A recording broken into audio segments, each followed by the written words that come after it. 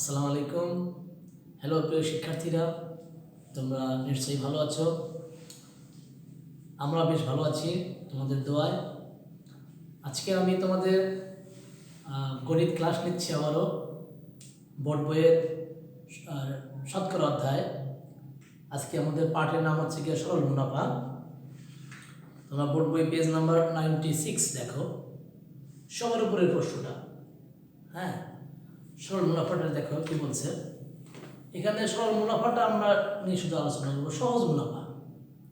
তো এই মুনাফার অঙ্কগুলো করতে গেলে আমাদের একটা জিনিস খুব ভালোভাবে বুঝতে হয় যে বার্ষিক মুনাফা হার যেটা নির্ণয় করে দেওয়া হয়, আসলের উপরে বার্ষিক মুনাফার হারটা ফিক্সড থাকে। তো সেক্ষেত্রে আসলটা কি এটা আমাদের জানা দরকার। আমরা যখন ব্যাংক থেকে লোন যারা করি, তো ব্যাংক থেকে আমরা যে টাকাটা আমরা লোন করি সেটাই হচ্ছে কি আসল। তো এই লোন করা টাকার উপরে একটা মুনাফা ফিক্স দেওয়া থাকে, ধার্য করা থাকে। এই মুনাফাটা কি? আসলে মুনাফাটা হচ্ছে গিয়ে তোমাকে আরও একটু আধুনিক করে নিয়ে আসছে, সহজ সরল করে নিয়ে আসছে, যেটা শুনতে যেন ভালো শোনা যায়। আসলে এটা কিন্তু তা না, এটা হচ্ছে গিয়ে সুদ, যা বিলকুল হারাম।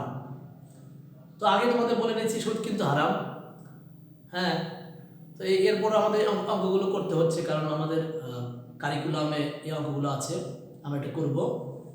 তো সবাই অঙ্কটা আসি, অঙ্কটা আলোচনা করলেই তোমরা একটুখানি ক্লিয়ার হয়ে যাবে। দেখা যাক অঙ্ক কি বলছে। অঙ্ক বলছে জসিম একটি ব্যাংক থেকে 6% বার্ষিক মুনাফায় 6% বার্ষিক মুনাফায় 2000 টাকা ঋণ নিলে জসিমকে প্রতি বছর কত টাকা মুনাফা দিতে হবে। এখন দেখো, এখানে বলছে যে সে ব্যাংক থেকে ঋণ নিয়েছে 2000 টাকা। এই যে টাকাটা ঋণ নিয়েছে এটা কিন্তু আসল টাকা। হ্যাঁ, তো এই 2000 টাকা যে ঋণ নিয়েছে তার উপরে ব্যাংক মুনাফার হার নির্ধারণ করেছে 6%। দ্যাটস মিন তুমি যদি ব্যাংক থেকে 100 টাকা ঋণ নাও, 100 টাকার 1 বছরের মুনাফা তোমাকে দিতে হবে 6 টাকা। আমি ইসলামী ব্যাংক থেকে 100 টাকা ঋণ নিলাম।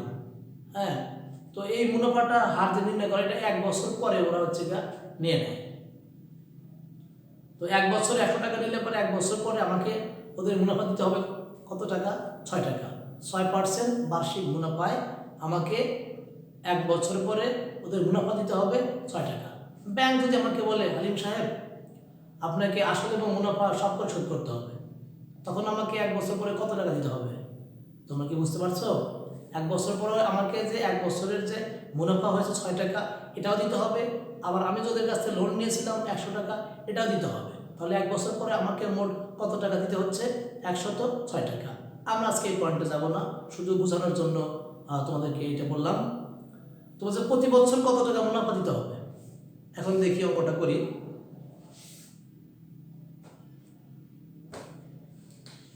প্রশ্ন বলছে 6% বার্ষিক মুনাফায়। ওকে, কোশ্চেন নাম্বার 9 এরপর আমরা দিয়ে দিলাম আর কি 9.2 লিখলাম সমাধান।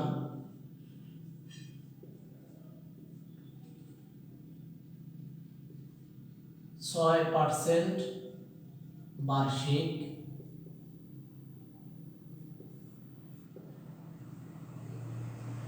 মুনাফায় এই 6%-এর মধ্যে কি বুঝি আমরা? আমি কিন্তু আগেই বলেছি এই পার্সেন্টটা হচ্ছে গিয়ে তোমার কি বোঝায়? 100 বোঝায়। অর্থাৎ 100 টাকার 1 বছরের মুনাফা 6 টাকা। এই 6% বলতে বোঝায় 100 টাকা। 6% বার্ষিক মুনাফা বলতে বোঝায়, 6% বার্ষিক মুনাফা বলতে বোঝায় 100 টাকা 1 বছরের মুনাফা 6 টাকা। ওকে, আমাকে প্রশ্ন করা হয়েছে যে প্রশ্নে বলা হয়েছে যে 2000 টাকা ব্যাংক থেকে ঋণ নিলে, অর্থাৎ জসিম যদি ব্যাংক থেকে 2000 টাকা ঋণ নেয় তাহলে 1 বছর পরে তাকে কত টাকা মুনাফা দিতে হবে। এই শুধু 2000 টাকার 1 বছরের মুনাফা আমাদেরকে বের করতে হচ্ছে। তো 2000 টাকার 1 বছরের মুনাফা বের করতে গেলে আগে আমাদের লাগবে যে 1 টাকার 1 বছরের মুনাফা। হ্যাঁ, আমরা লিখতে পারি যে অতএব 1 টাকার 1 বছরের মুনাফা। দেখো 100 টাকার 1 বছরের মুনাফা হয় 6 টাকা। তাহলে আমি যদি ব্যাংক থেকে 1 টাকা ঋণ নিই তাহলে মুনাফা কি আমার 6 টাকা হবে না কম হবে? ঋণে নিলাম 1 টাকা, তাহলে মুনাফা তো আরো কমে আসবে। তার মানে কম হলে কি করতে হয়? ভাগ করতে হয়। 6 কে ভাগ করব আমরা 100 দ্বারা। যাকে ভাগ করব সেটাকে উপরে রাখবো, দ্যাটস মিন ওটা হবে তোমার লব, আর নিচে তোমার ভাগ করব হচ্ছে গিয়ে 100 দিয়ে, 100 হবে তোমাদের হর। ওকে, তাহলে এইবারে আমার জসিম ব্যাংক থেকে লোন নিয়েছিল কত? 2000 টাকা। 2000 টাকা 1 বছরের মুনাফা বের করতে বলছে। 1 বছরের মুনাফা, 1 টাকার 1 বছরের মুনাফা যদি কম হয় তাহলে 2000 টাকা নিলে মুনাফা অবশ্যই বেশি হবে। আর বেশি হলে আমরা কি করি? অল টাইম গুণ করি। কাকে গুণ করব? এই 6 টাকাকে গুণ করব। 6 গুণ 2000 ভাগ এই হর 100 100 থাকবে। এখন দেখো প্রশ্ন আসতে পারে যে 2000 গুণ 6 আমরা কি লিখতে পারি? না, আমরা লিখতে পারি না। রেজাল্ট একই আসবে, বাট আমরা কিন্তু এটা লিখতে পারি না। নিয়ম হচ্ছে কি, আমরা কি টাকা, এই টাকাকে আমরা টাকায় রূপান্তর করতেছি, 2000 টাকা না, কিন্তু যে মুনাফাকে আমরা, মুনাফার হচ্ছে গিয়ে 6 টাকা, এই মুনাফাকে আমরা বের করতেছি। সো এই মুনাফাকে আমরা গুণ করবো 2000 দিয়ে। ওকে, এখন দেখো কাটাকাটি করতে গেলে কি হয়, সহজ করে আমি একটু রাফ করে দেখাই। তোমরা 2000কে 100 তে ভাগ করতে পারো, কিন্তু ভাগ করার কোনো প্রয়োজন নাই। একটা হিসাব খেয়াল করবা, এর ডানেও শূন্য আছে, এর ডানেও শূন্য আছে। এখানে দেখো কটা শূন্য আছে, এই দুটো শূন্য বাদ দিলাম, এই দুটো শূন্য বাদ দিলাম, তাহলে থাকলো কত? উপরে থাকলো 20। হ্যাঁ, এই দুটো শূন্য বাদ দিলাম, এই দুটো শূন্য বাদ দিলাম, তাহলে থাকলো কত? 20। দ্যাটস মিন 100 দিয়ে যদি আমরা 2000কে ভাগ করি তাহলে এই রেজাল্ট আসবে কত? 20। 100 কে 100 আর 20 100 তে আসে 2000 সমান সমান গুণ করো, 6 দুগুণে 12 আর 100 120 টাকা। ওকে, এখন প্রশ্ন কি বলছিল যে প্রতি বছর কত টাকা মুনাফা দিতে হবে? আমরা লিখতে পারি যে অতএব প্রতি বছর 120 টাকা মুনাফা দিতে হবে, এটা আমরা লিখতে পারি। এটা না লিখলে কিন্তু চলবে। আমরা সরাসরি যদি লিখি যে উত্তর 120 টাকা হয়ে গেল। That's it. কোনো কোশ্চেন থাকলে আমাকে অবশ্যই বলবে, ফোন করবে, অথবা আমার ফেসবুক পেজে গিয়ে তোমরা কমেন্ট করতে পারো, সেখানে আমাকে কোশ্চেন করতে পারো, মেসেঞ্জারে কোশ্চেন করতে পারো। আমাদের জোয়ারদার স্কুলের ফেসবুক পেজটাও, ফেসবুক অ্যাকাউন্ট হচ্ছে গিয়ে জোয়ারদার স্কুল সিরাজগঞ্জ, বাংলা লিখবে, পেয়ে যাবে ইনশাল্লাহ। এটা মোটামুটি হয়ে গেল। এরকম করে আরেকটা অঙ্ক আছে, সেটা আমরা পাবো হচ্ছে 97 পেজ, তারপরের পৃষ্ঠা দেখো, 3 নম্বর অঙ্কটা। তনিমা ব্যাংক থেকে 3 বছরের জন্য 2000 টাকা ঋণ নিলেন। একই কথা, 3 বছরের জন্য জসিম নিয়েছিল 2000 টাকা 1 বছরের জন্য, এখানে তনিমা নিয়েছে 3 বছরের জন্য। বার্ষিক মুনাফার হার 6%, এখানে কিন্তু মুনাফার হার 6% দিয়ে দিয়েছে। তো 3 বছর পর তাকে কত টাকা মুনাফা দিতে হবে, এখানে মুনাফা বের করতে বলছে। এখানে জসিমের অঙ্কে বের করতে বলেছিল 1 বছরের মুনাফা, 2000 টাকার 1 বছরের মুনাফা। এখন যদি আমরা 2000 টাকার 1 বছরের মুনাফাটা যদি পেয়ে যাই 120 টাকা, অতএব 2000 টাকা 3 বছরের মুনাফা বেশি হবে। 1 বছর যদি 120 টাকা হয়, 3 বছর হবে এর বেশি, অবশ্যই বেশি হবে। তখন কি করবো আমরা? 120কে 3 দ্বারা গুণ করবো। ওকে, এই অঙ্কটা করে দেখি, সহজ অঙ্ক, এটা আগের মতো।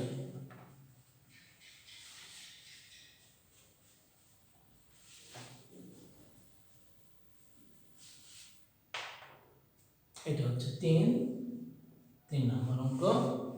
আগের মতো লিখবো, কি লিখবো? এই মুনাফার হারটা লিখে নেব যে 6% বার্ষিক মুনাফা, 6% বার্ষিক মুনাফায় কমা দেবে এখানে একটা। হ্যাঁ, এটা কি বুঝি আমরা 100 টাকা 1 বছরের মুনাফা 6 টাকা। অতএব 1 টাকার 1 বছরের মুনাফা কম হবে 6/100 টাকা। অতএব সে ঋণ নিয়েছিল কত টাকা? 2000 টাকা। 2000 টাকা 3 বছরে বলছে, যদি আমরা 1 বছরেরটা পেয়ে যাই তাহলে 3 বছরেরটা বের করা সহজ হবে। সেজন্য কি করতে হবে? আগে আমাদের 1 বছরটা বের করতে হবে। 1 বছরের মুনাফা বেশি হবে ভাগ 100। তাহলে কি হলো? কাটাকাটি কি করলে কি হয়? 100 ভাগ করলাম, তাকে হচ্ছে তোমার 20, 120 টাকা। ওকে, আমরা লিখতে পারি অতএব বলেছিল যে 3 বছর পর তাকে কত টাকা মুনাফা দিতে হবে। অতএব 3 বছর পর তাকে মুনাফা দিতে হবে সমান 1 বছরে দেবে 120 টাকা আর 3 বছরে বেশি দেবে, তাহলে গুণ হয়ে যাবে 3 টাকা। 300 গুণ করলে 60 টাকা। উত্তর 360 টাকা। এটা করতে হয়। হ্যাঁ, এটা একটা নিয়ম, আমরা এখানে এভাবে ভেঙে করে দিতে পারি। ঠিক আছে, এটা আবার একবারে করা যায়। তোমরা এই অঙ্কটা আগে দেখে নাও। তোমরা যখন ভিডিও দেখবে এই সময় পজ দিবে, পজ দিয়ে ঠিকঠাক করে বুঝে নেবে, খাতায় কপি করে নেবে। এরপরে আমি আরেকটা নিয়ম দেখাচ্ছি, সেমই, শুধু একটু পার্থক্য থাকবে।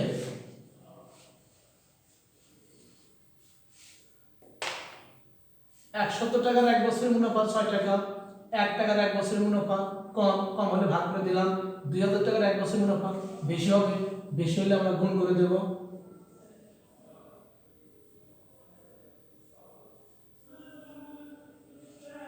ঠিক আছে, আর একটা লাইনে একবারে করে দেব। অতএব 2000 টাকা, দশমিক প্রশ্ন কন্ডিশন ছিল যে 2000 টাকা ঋণ নিলে 3 বছর পর তাকে কত টাকা মুনাফা দিতে হবে। কন্ডিশন ছিল কি 3 বছর এবং বার্ষিক মুনাফার হার ছিল 6%। তাহলে 2000 টাকার 1 বছর মুনাফা বেশি, তাহলে 2000 টাকা আবার 3 বছরের জন্য নিয়েছে।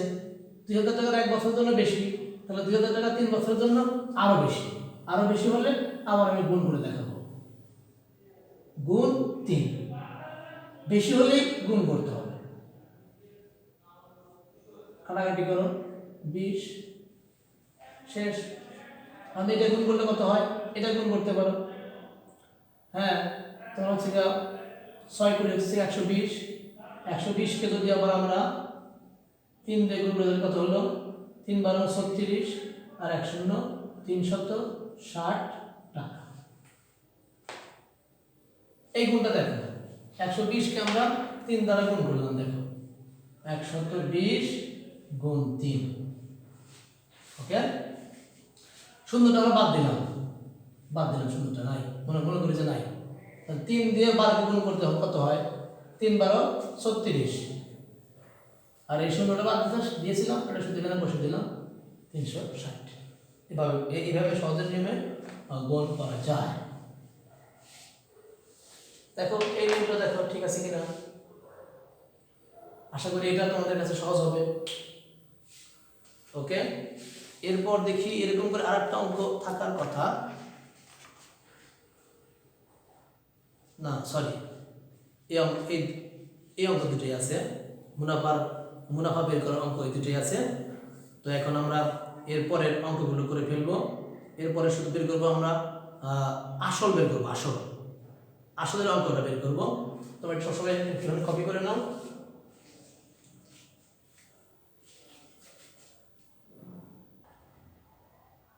ঠিক আছে, এরপর আমরা আরেকটা অঙ্ক করব। 96 পেজের আসল বের করা শিখবো। এর আগে শিখলাম আমরা মুনাফা বের করা, এখন শিখবো আসল বের করা। এই অঙ্কটা দেখো, আসল অজ্ঞাত। অজ্ঞাত মানে কি? যা জানা যায় নাই, জ্ঞাত না, অজ্ঞাত।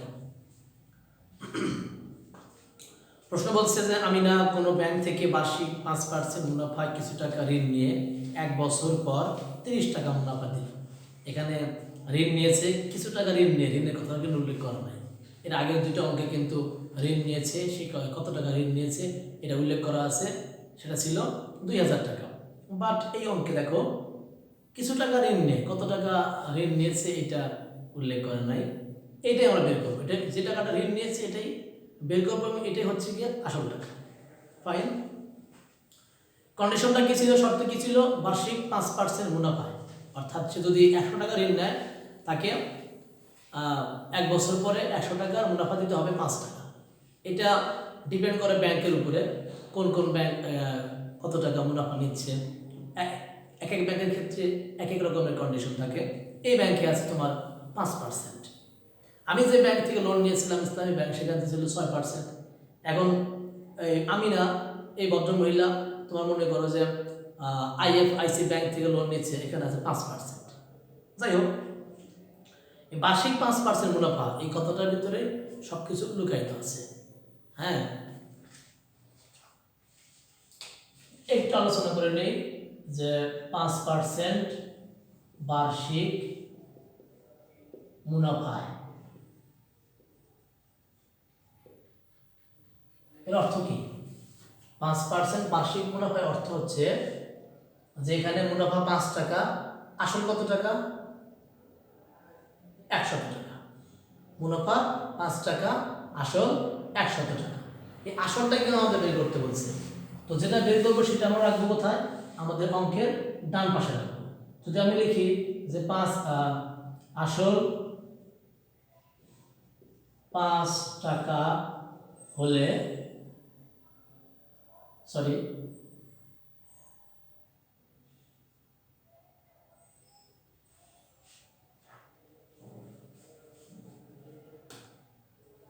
আসল 100 টাকা হলে মুনাফা 5 টাকা। আমরা কি এরকম করে লিখতে পারি? বের করতে বলছে আসল কত ছিল, হ্যাঁ, আসল কত টাকা ছিল এটা বের করতে বলছে। বের করতে বলছে আসল, যা বের করতে বলবে সেটা রাখবো আমরা কোথায়? ডান পাশে। আমাদের কিন্তু ডান পাশে কিন্তু হয় না, সো এটা আমরা এভাবে লিখতে পারি না। কিভাবে লিখতে পারি আমরা? সোজা অঙ্কে চলে আসি। অঙ্কে আসলে আমরা কিভাবে লিখবো এটা বুঝতে পারবো। 2 নম্বর সমাধান।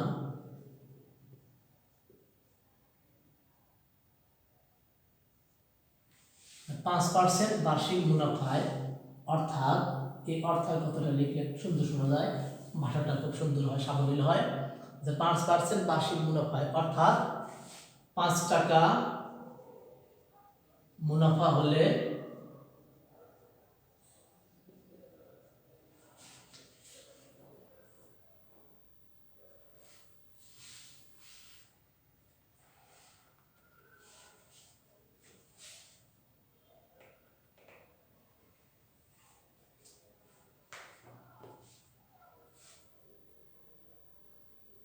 পাঁচ টাকা 1 বছরের মুনাফা হয়। 5 টাকা এটা উল্লেখ করতে হবে, 1 বছরের মুনাফা হয় 5 টাকা, 1 বছরের মুনাফা হয় 100 টাকায়।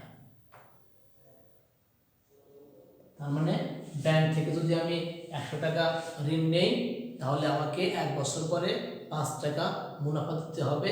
এই কথাটা শুধু একটু সাজিয়ে লিখবো যে 5 টাকা 1 বছরের মুনাফা হয় 100 টাকায়।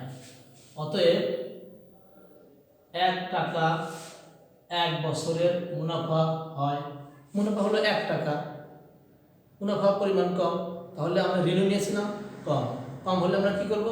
ভাগ করে দেব। ভাগ করবো আগে এই 100কে ভাগ করবো, যাকে ভাগ করবো তা থাকবে উপরে, আর 5 আসবে নিচে, এত টাকা। ঠিক আছে? তো প্রশ্ন বলছে যে 1 বছর পর 30 টাকা মুনাফা দেবে, তাহলে যদি 30 টাকা এক বছরের মুনাফা হয়, কত টাকা? 1 টাকা এক বছরের মুনাফা হয় কম টাকা, তাহলে 30 টাকা মুনাফা হয়েছে আমার। তাহলে 30 টাকা মুনাফা হলে অবশ্যই আমি ঋণ বেশি নিয়েছিলাম, আর বেশি নিলে কি হবে? আসল টাকা বেড়ে যাবে, আর বেড়ে গেলে কি করতে হবে? আমাদের গুণ করতে হবে। এই 100 কে গুণ করবো 3 দ্বারা, আর এই যে হর 5, 5 থাকবে 100 টাকা, কাটাকাটি। সেই তোমাদের হয়তো মনে আছে, এর আগে ক্লাসে বলেছিলাম যে হাতের একটা অঙ্ক বা সংখ্যা নিব, এই হাতের অঙ্ক বা সংখ্যা দিয়ে এই হরকে ভাগ করলে যেন নিঃশেষে বিভাজ্য হয়, আবার লবকে ভাগ করলে যেন নিঃশেষে বিভাজ্য হয়। এখন দেখো, যদি আমরা 5 নেই, হাতের 5, এই হাতের 5 দিয়ে 5কে ভাগ করলে কত হয়? 1, 5 1 কে 5। আবার এই হাতের 5 দিয়ে যদি আমরা 100কে ভাগ করি তাহলে কত হয়? 5 20 100 হয়ে গেল। এখন এটা গুণ করে দাও, 3 দুগুণে 6, আর এই 0 0 থাকবে, 60 টাকা। তার মানে সে 60 টাকা, ও সরি, এখানে একটা ভুল হয়েছে আমার, এক্সট্রিমলি সরি।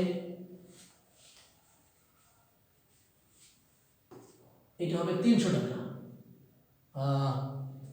প্রশ্নটা কিছু 30 টাকা না, 30 টাকা, হ্যাঁ এটা 30 টাকা হবে।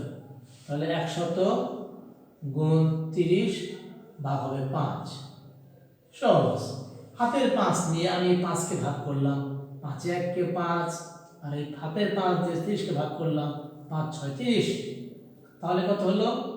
6, আর এখানে থাকলো 1, মানে 6 দিয়ে 100কে ভাগ করো, তাহলে 6 এ 1 কে 6, আর এই 2 শূন্য দিয়ে দিলাম, 600 টাকা।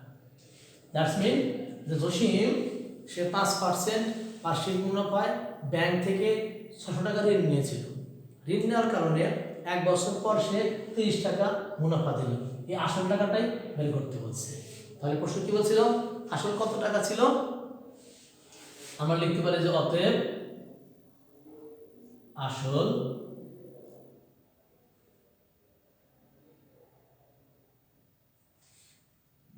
$600 টাকা ছিল। এই লাইনটা লিখলেও হবে, না লিখলেও হবে, সোজা উত্তর লিখে যদি দেই এটাও কিন্তু হবে 600 টাকা। শেষে একটা দাঁড়িয়ে দিতে পারবো না। ওকে, দেখো ঠিক আছে কিনা, বুঝতে পারো কিনা, সবাই কপি করে নাও। এই অঙ্কটা আমরা যেটা এখন করলাম, আমিনার অঙ্কটা, এটা আমরা আরেকটা নিয়মে করতে পারি। এখন নিয়মটা একই, শুধু ভাষাটা একটু ভিন্ন হবে। যেমন ধরো যে এটা লিখতে পারি আমরা যে 5% বার্ষিক মুনাফায়, অর্থাৎ 5 টাকা মুনাফা হলে আসল কত টাকা? 100 টাকা।